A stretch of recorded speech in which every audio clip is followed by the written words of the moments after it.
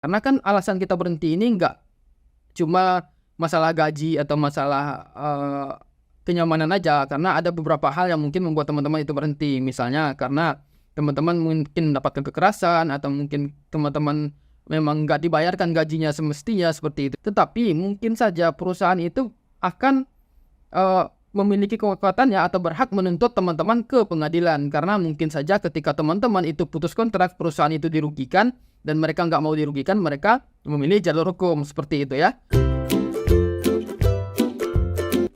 Minasan konnichiwa, Paul desu.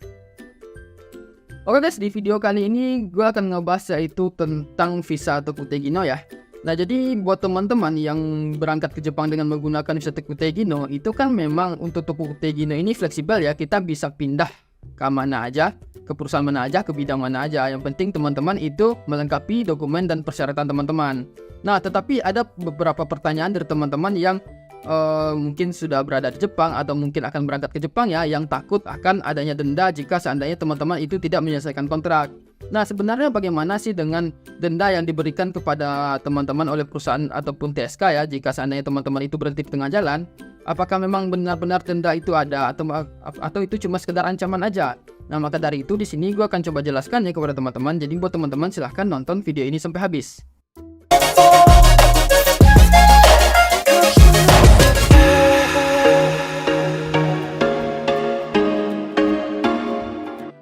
Nah, untuk denda ini ya, baik itu dari Kumiai, TSK maupun perusahaan, sebenarnya mereka ini nggak berhak ya mendenda teman-teman ya ketika teman-teman itu putus kontrak di tengah jalan. Karena memang pada dasarnya TSK, Kumiai, perusahaan itu tidak diperbolehkan ya untuk memberikan denda kepada teman-teman, karena itu sudah termasuk pelanggaran, seperti itu ya.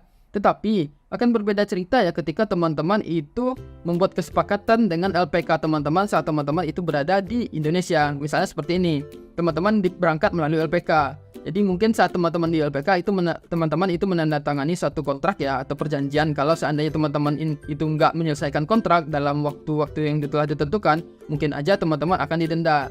Nah, perjanjian semacam ini itu kan teman-teman bikin antara teman-teman dan LPK. Saat itu juga berada di Indonesia ya. Jika seandainya memang ada denda dalam perjanjian tersebut, maka teman-teman itu harus melunasi atau membayar denda yang sesuai dengan yang telah teman-teman bikin dengan LPK tadi ya. Karena itu hanya perjanjian antara teman-teman dan LPK dan yang dibikin di Indonesia. Jadi nggak ada hukumnya, nggak ada sangkut menyangkut dengan hukum yang ada di Jepang ya. Karena untuk hukum di Jepang itu memang teman-teman tidak perusahaan itu tidak boleh mendenda karyawannya yang berhenti di tengah jalan, seperti itu. Nah, jadi kalau seandainya teman-teman bikin perjanjian dengan LPK, ya selesaikanlah urusan teman-teman dengan LPK, seperti itu.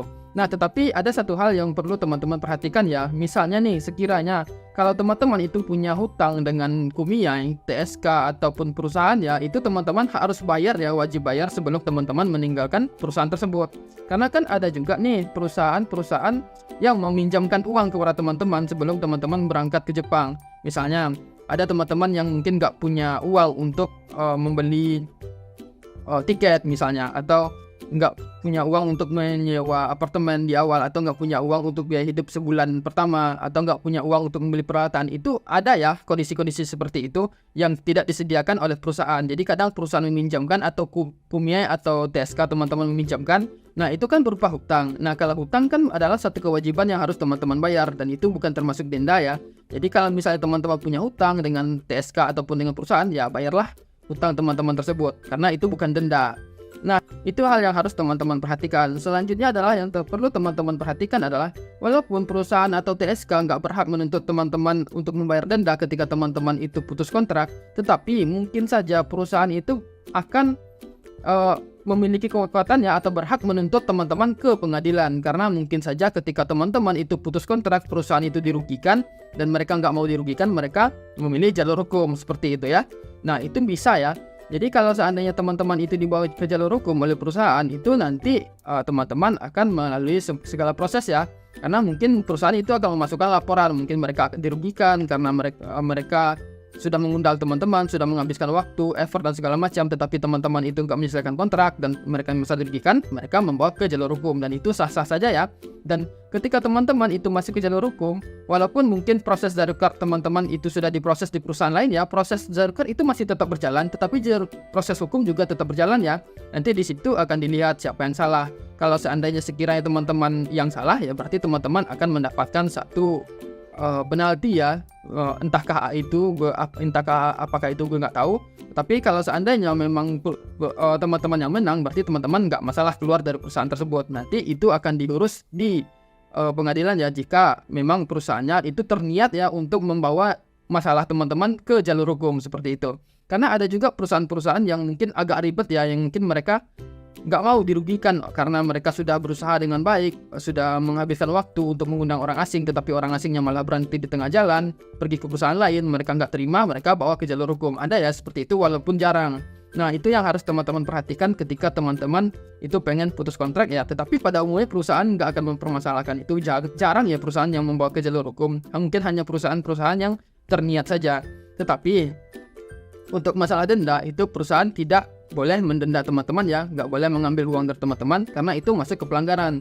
Nah bagaimana kalau seandainya ada perusahaan yang seperti itu? Perusahaannya bisa dilaporkan ya ke misalnya ke Ratu Kantor Kusyo atau misalnya ke imigrasi, bilang kalau teman-teman itu diminta denda oleh perusahaannya atau kumianya karena tidak menyelesaikan kontrak. Itu bisa ya teman-teman laporkan karena itu termasuk pelanggaran, karena nggak boleh ya memberikan denda kepada karyawan yang minta berhenti di tengah jalan. Karena kan alasan kita berhenti ini nggak cuma masalah gaji atau masalah kenyamanan aja, karena ada beberapa hal yang mungkin membuat teman-teman itu berhenti. Misalnya karena teman-teman mungkin mendapatkan kekerasan, atau mungkin teman-teman memang nggak dibayarkan gajinya semestinya, seperti itu ya. Pasti ada banyak-banyak alasan yang masuk akal yang bisa teman-teman gunakan untuk berhenti ya. Nah jadi lebih kurang seperti itu ya. Kalau seandainya teman-teman masih punya pertanyaan, silahkan aja tulis di komen, gue bakal jawab sebisa mungkin, dan sampai ketemu di video berikutnya. Cut.